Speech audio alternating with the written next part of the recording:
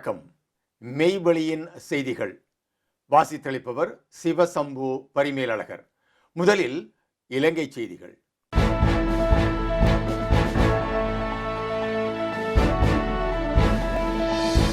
ஐநா சபையில் இலங்கை அரசாங்கத்தின் நிலைப்பாடு கடும் ஏமாற்றம் அளிக்கிறது. இலங்கை தமிழரசு கட்சி கண்டனம். ஐக்கிய நாடுகள் மனித உரிமைகள் பேரவையின் 60வது அமர்வில் இலங்கை அரசாங்கத்தின் நிலைப்பாடு கடும் ஏமாற்றம் அளிப்பதாக இலங்கை தமிழரசு கட்சி தெரிவித்துள்ளது. தமிழரசு கட்சி சார்பில் வெளியிடப்பட்டுள்ள அறிக்கை ஒன்றில் இந்த விடயம் தெரிவிக்கப்பட்டுள்ளது. பொறுப்புக்கூறல் மற்றும் நல்லிணக்கம் தொடர்பான பல முக்கிய கரிசனைகளுக்கு அரசாங்கம் இன்னும் பதிலளிக்கவில்லை என்பதில் எமது ஆழ்ந்த ஏமாற்றத்தை பதிவு செய்கின்றோம். அரசாங்கம் பதவியேற்ற போது பல வாக்குறுதிகளை வழங்கியது. எனினும் ஜனாதிபதி தேர்தல் முடிவுற்று ஓராண்டு ஆகியுள்ள நிலையில் அந்த வாக்குறுதிகளை நிறைவேற்றும் முதல் படி கூட எடுக்கப்படவில்லை. தேசிய ஒற்றுமை மற்றும் நல்லிணக்கத்தை வலுப்படுத்தல் நாட்டின் அபிவிருத்திக்கு அவசியம் என கூறினாலும் எளிதில் செய்யக்கூடியவை கூட முயற்சிகள் கூட இன்னமும் மேற்கொள்ளப்படவில்லை. பல உறுதிமொழிகள் வழங்கப்பட்ட போதிலும் பயங்கரவாத தடுப்புச் சட்டம் இன்னும் நீக்கப்படவில்லை. பயங்கரவாத தடுப்பு சட்டத்திற்கு மாற்றாக எந்த புதிய சட்டம் கொண்டு வரமாட்டோம் என்று உறுதியான நிலைப்பாட்டை அரசாங்கம் எடுத்திருந்தது. எனினும் தற்போது அமைச்சர் புதிய பயங்கரவாதத்திற்கு எதிரான சட்டம் கொண்டு வரப்படும் என அறிவித்துள்ளார் என்பது வருத்தத்திற்குரியது. பயங்கரவாத தடுப்பு சட்டம் நீக்கப்படும் வரை அதன் பயன்பாட்டில் தற்காலிகமான தடை வழங்க வேண்டும் என்ற கோரிக்கைகளும் உறுதிமொழிகளும் இருந்தும் அது தொடர்ந்தும் பயன்படுத்தப்பட்டு வருகின்றது. அதே போன்று நிகழ்நிலை காப்பு சட்டத்தை நீக்கம் செய்ய எந்த நடவடிக்கையும் இதுவரை எடுக்கப்படவில்லை. வெளிநாட்டு நடவடிக்கைகள் தேசிய செயல்முறைகளில் பிளவுகளையும் அபாயத்தையும் ஏற்படுத்தும் என அமைச்சர் கூறியுள்ளமையும் இலங்கை பொறுப்புக்கூறல் செயற்திட்டத்திற்கு எதிர்ப்பு தெரிவித்துள்ளமையும் மிகவும் கண்டனத்துக்குரியது. ஆயுத போராட்டம் முடிவடைந்து 16 ஆண்டுகள் ஆன போதும் எந்த உள்ளக பொறுப்புக்கூறல் பொறிமுறைகளும் இன்னமும் உருவாக்கப்படவில்லை. இந்த சூழலில் பாதிக்கப்பட்டவர்கள் சர்வதேச ஈடுபாட்டை நாடுவதை தவிர வேறு வழியில்லை. யாழ்ப்பாணம் செம்மணி பகுதியில் 240 எலும்புக்கூடுகள் இன்று வரை கண்டுபிடிக்கப்பட்டுள்ளன. இவை சட்டத்திற்கு புறம்பான கொலைகளாக இருப்பினும் இங்கு கிடைக்கப்பட்ட சான்றுகள் தொடர்பாக அமைச்சர் எதுவும் குறிப்பிடவில்லை. இந்த உயிரிழப்புகளை அடையாளம் காண உள்ளூர் நிபுணத்துவம் இல்லாதது நிதர்சனமான உண்மை. இருந்தும் அரசாங்கம் சர்வதேச உதவியை இன்னமும் கோரவில்லை. மனித புதைகுழிகள் வலிந்து காணாமலாக்கப்படுதல் போன்ற பல விடயங்களிலும் இந்த நிலை தொடர்கின்றது.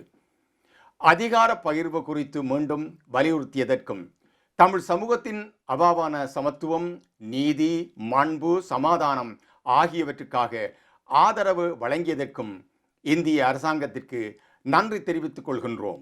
இந்தியா மாகாண சபை தேர்தல்கள் விரைவில் நடத்தப்பட வேண்டும் என்றும் அதிகார பகிர்வு அர்த்தமுள்ளதாக இருக்க வேண்டும் என்றும் அழைத்துள்ளது. மாறாக இலங்கை அரசாங்கம் தன் எழுத்திலான பதிலில் எல்லை நிர்ணயிப்பு செயல்முறை முடிந்த பிறகு மட்டுமே மாகாண சபை தேர்தல் நடத்தப்படும் என்ற நிலை எடுத்துள்ளது. இது பல ஆண்டுகள் தேர்தலை தள்ளி வைக்கும் எண்ணப்பாட்டை காட்டுகின்றது. வடக்கு மற்றும் கிழக்கு தமிழ் பேசும் மக்களுக்கு அரசாங்கம் அளித்த வாக்குறுதியை மீறி அவர்களின் வாக்குறுதியை தொடர்ந்து உதாசீனப்படுத்தலை காட்டி நிற்கின்றது. இந்நிலையில் நாடாளுமன்ற உறுப்பினர் சாணக்கியன் ராஜமாணிக்கம் முன்வைத்த தனிநபர் சட்டமூலத்திற்கு அரசாங்கம் உடனடியாக ஒப்புதல் வழங்கி மாகாண சபை தேர்தலை உடனடியாக நடத்த நடவடிக்கை எடுக்க வேண்டும் என தமிழரசு கட்சி கோரிக்கையை விடுத்துள்ளது. ஐநாவினால் கடந்த அரசாங்கங்களுக்கு காணப்பட்ட அழுத்தம் எமது அரசாங்கத்துக்கு இல்லை. அமைச்சர் நலிந்த ஜெயதிச தெரிவிப்பு. ஐக்கிய நாடுகள் மனித உரிமைகள் பேரவை கூட்டத்தொடரின் போது கடந்த அரசாங்கங்களுக்கு காணப்பட்ட அழுத்தம் எமது அரசாங்கத்துக்கு இல்லை.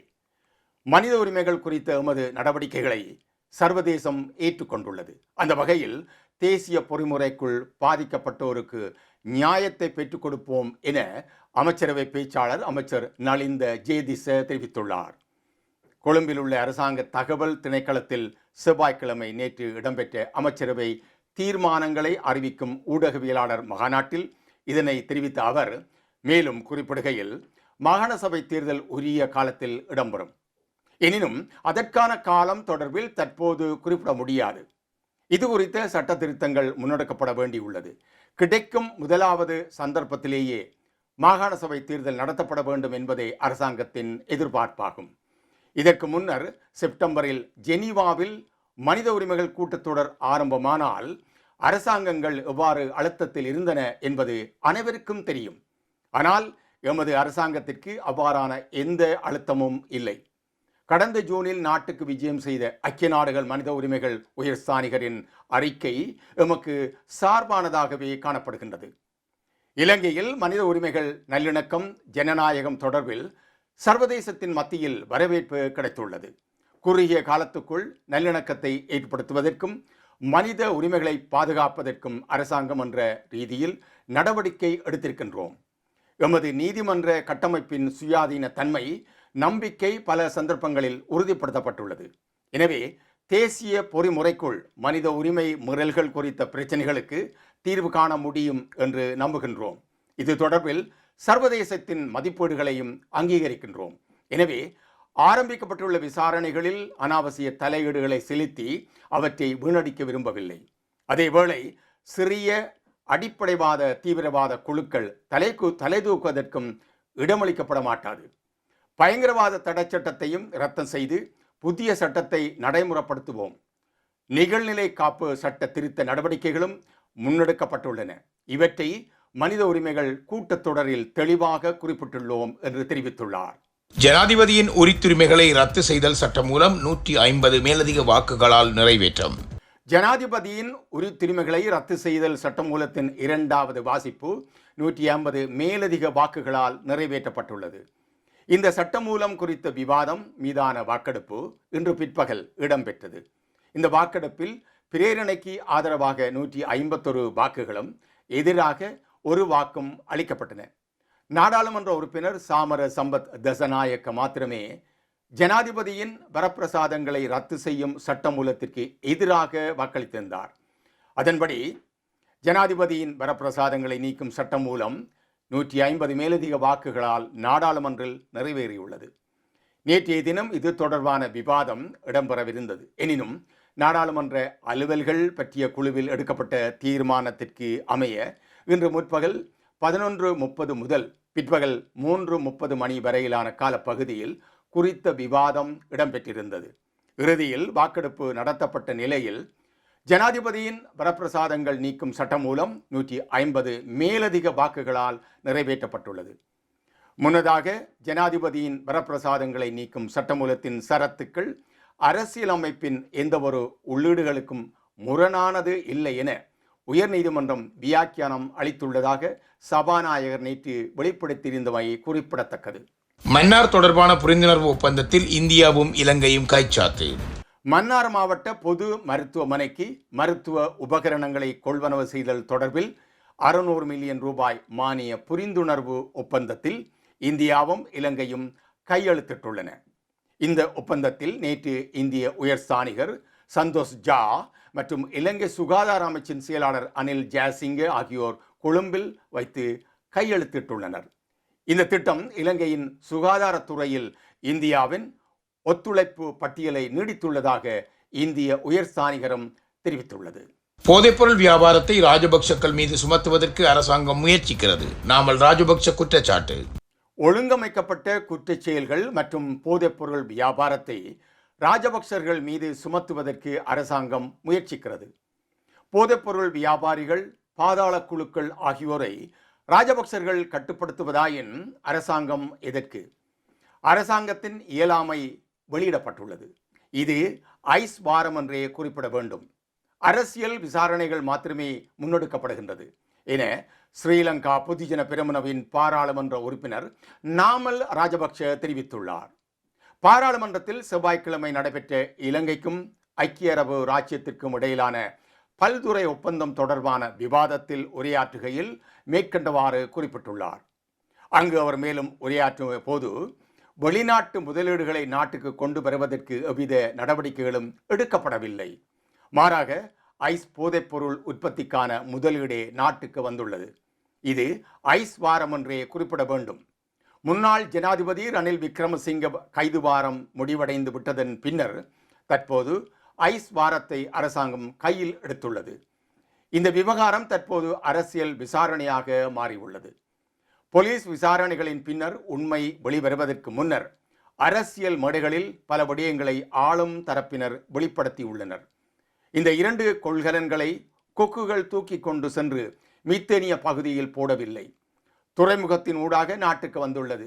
சுங்கத்தால் விடுவிக்கப்பட்டுள்ளது. 323 கொள்கலன்கள் விடுவிப்பு தொடர்பில் இன்றும் உண்மை வெளிப்படுத்தப்படவில்லை. இந்த கொள்கலன்கள் விடுவிப்பு தொடர்பில் அரசாங்கம் முழுமையாக பொறுப்பேற்பதற்காக பிரதி அமைச்சர் ஊடகங்களுக்கு குறிப்பிட்டுள்ளார். ஆனால் ஜனாதிபதி இந்த கொள்கலன்கள் விடுவிப்பில் முறைகேடுகள் காணப்படுவதாக ஜனாதிபதி பாராளுமன்றத்தில் குறிப்பிட்டிருந்தார். இதுதான் அரசாங்கத்தின் நிலை. ஒழுங்கமைக்கப்பட்ட குற்றச்செயல்கள் மற்றும் போதைப்பொருள் வியாபாரத்தை ராஜபக்சர்கள் மீது சுமத்துவதற்கு அரசாங்கம் முயற்சிக்கின்றது. போதைப்பொருள் வியாபாரிகள், பாதாள குழுக்கள் ஆகியோரை ராஜபக்சர்கள் கட்டுப்படுத்துவதாயின் அரசாங்கம் எதற்கு ஆகவே அரசாங்கத்தின் பலவீனத்தை மீது சுமத்த கூடாது. இந்த அரசாங்கத்தில் தான் துப்பாக்கிச் சூட்டு சம்பவங்கள் தீவிரமடைந்துள்ளன. போதைப்பொருள் வியாபாரத்தை இல்லாதொழியுங்கள். பாதாள குழுக்களை கட்டுப்படுத்துங்கள். அதற்கு நாங்கள் முழுமையாக ஒத்துழைப்பு வழங்குகின்றோம். இயலாமையை மறைத்துக் கொள்வதற்காக மீது பழி சுமத்தாதீர்கள் என்று தெரிவித்துள்ளார். நேபாளத்துக்கான அனைத்து விமானங்களையும் ஸ்ரீலங்கன் ஏர்லைன்ஸ் தற்காலிகமாக நிறுத்தி வைத்துள்ளது. நேபாளத்தின் தற்போதைய சூழ்நிலையை கருத்தில் கொண்டு இந்த முடிவு எடுக்கப்பட்டுள்ளதாக தெரிவிக்கப்பட்டுள்ளது. நேபாளத்தில் சட்டம் ஒழுங்கை பராமரிக்கும் பொறுப்பை நேற்றைய தினம் 9ஆம் தேதி இரவு 10 மணி முதல் அந்நாட்டு இராணுவமும் பிற பாதுகாப்பு படையினரும் ஏற்றுக்கொண்டுள்ளனர். அதிகரித்து வரும் வன்முறையை கட்டுப்படுத்த இந்த முடிவுகள் எடுக்கப்பட்டுள்ளதாக அந்நாட்டு இராணுவம் தெரிவித்துள்ளது. சில குழுக்கள் நெருக்கடியை பயன்படுத்தி கொண்டு கொள்ளை, தீ வைப்பு மற்றும் சொத்துக்களை அளிப்பதை செய்து வருவதாக நேபாள இராணுவம் வெளியிட்ட அறிக்கையில் மேலும் தெரிவிக்கப்பட்டுள்ளது. சமூக ஊடகங்கள் மீதான தடையை எதிர்த்து நேபாளத்தில் போராட்டக்காரர்கள் நேற்று அந்நாட்டு நாடாளுமன்ற கட்டடம் மற்றும் பிரதமரின் இல்லத்திற்கு தீ வைத்து எரித்தனர். மேலும் பல கட்டிடங்களை அழித்துள்ளனர். நேபாளத்தில் நடந்த போராட்டங்களில் பலரின் உயிர்கள் பறிக்கப்பட்டதை தொடர்ந்து நேபாள பிரதமர் KP சர்மா ஒலி தனது பதவியை ராஜினாமா செய்துள்ளார். இந்த நேரத்தில் நாட்டின் விமான நிலையமும் தற்காலிகமாக மூடப்பட்டுள்ளது. 26 சமூக ஊடக தளங்களை தடை செய்வதற்கான அரசாங்கத்தின் முடிவுக்கு எதிராக நேபாள தலைநகர் காத்மண்டுவில் உள்ள நாடாளுமன்றத்தின் முன் நேற்று போராட்டங்கள் தொடங்கின. இதற்கிடையில் நேபாளத்தில் உள்ள இலங்கையர்கள் வீட்டிலேயே இருந்து பாதுகாப்பாக இருக்குமாறு வெளியுறவு அமைச்சகம் அறிவித்துள்ளது. செய்திகளில் இனி வருவன இந்திய செய்திகள்.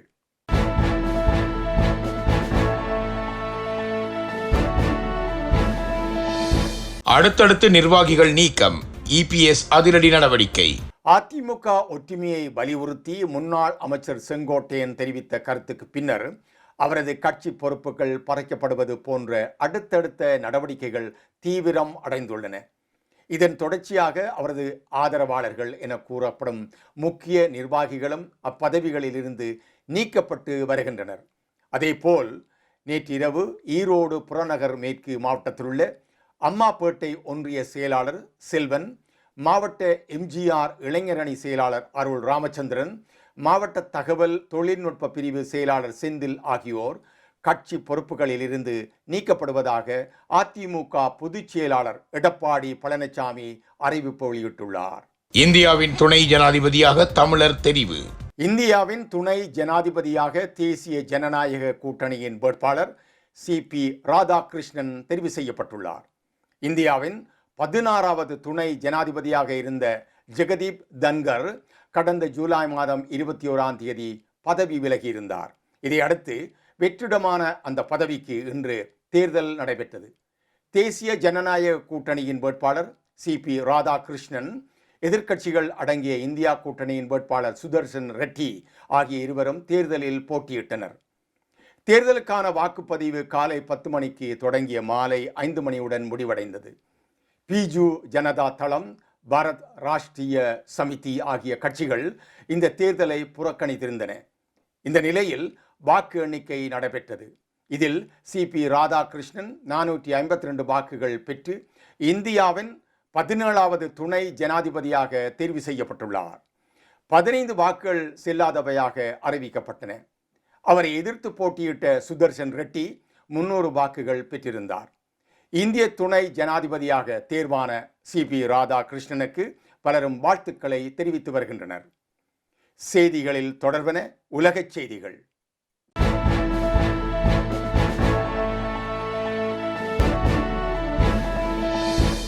சிரேஷ்ட ஹமாஸ் தலைவர்களை குறிவைத்து கட்டார் தலைநகர் தோஹாவில் இஸ்ரேல் தாக்குதல்.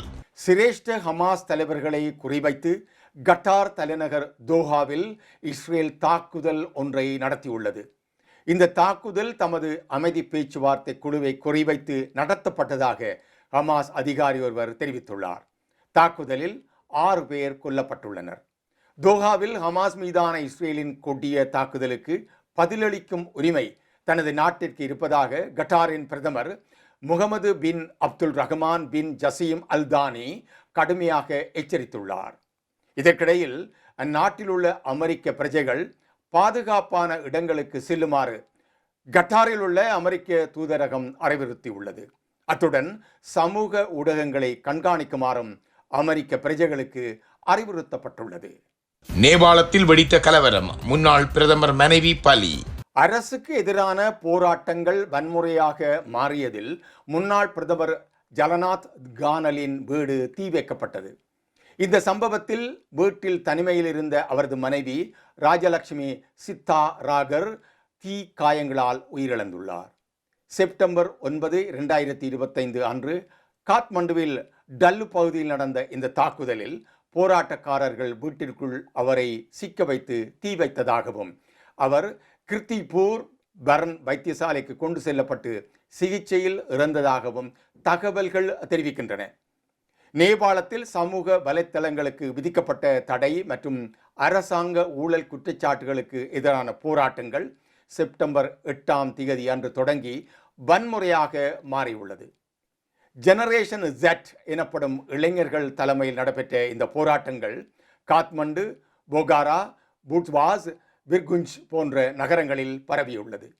காவல்துறை கண்ணீர் புகை, ரப்பர் குண்டுகள் மற்றும் துப்பாக்கிச் சூடு பயன்படுத்தியதால் போராட்டக்காரர்கள் நாடாளுமன்ற வளாகத்தை நோக்கி முன்னேறினர். பொது சொத்துக்கள் சேதமடைந்துள்ளன. இந்த வன்முறையில் 20க்கும் மேற்பட்டோர் உயிரிழந்ததோடு 200க்கும் மேற்பட்டோர் காயமடைந்துள்ளனர். முன்னாள் பிரதமர் கானலின் வீடு தாக்கப்பட்டதால் அவரது மனைவி தீயில் சிக்கி உயிரிழந்துள்ளார். கானல் சீனாவுடன் நெருக்கமான உறவு கொண்டுள்ளவர் என்பது குறிப்பிடத்தக்கது மற்றும் ஊழல் குற்றச்சாட்டுகளில் சிக்கியவர் என போராட்டக்காரர்கள் குறிப்பிட்டிருந்தனர். இந்த சம்பவம் போராட்டங்களை மேலும் தீவிரமாக்கியுள்ளது. நேபாள பிரதமர் போராட்டக்காரர்களின் கோரிக்கைக்கு அடிபணிந்து செப்டம்பர் 9 அன்று பதவியை ராஜினாமா செய்துள்ளார். அரசின் தலைமைச் செயலாளர், உள்துறை செயலாளர், இராணுவ தளபதி ஆகியோர் கூட்டறிக்கை வெளியிட்டு போராட்டங்களை உடனடியாக நிறுத்துமாறு வேண்டுகோள் விடுத்துள்ளனர். இராணுவம் களமிறங்கியுள்ளது. காத்மண்டுவில் ஊரடங்கு அமுலில் உள்ளது குறிப்பிடத்தக்கது. இத்துடன் மெய்வழியின் செய்திகள் நிறைவு பெற்றன. தொடர்ந்தும் மெய்வழியின் மேலதிக செய்திகளை பார்வையிட www.மெய்வழி.com என்ற இணையதளத்தை பார்வையிடுங்கள். மேலும் மெய்வழி ஆப்பையும் பதிவிறக்கம் செய்து கொள்ளுங்கள். வணக்கம்.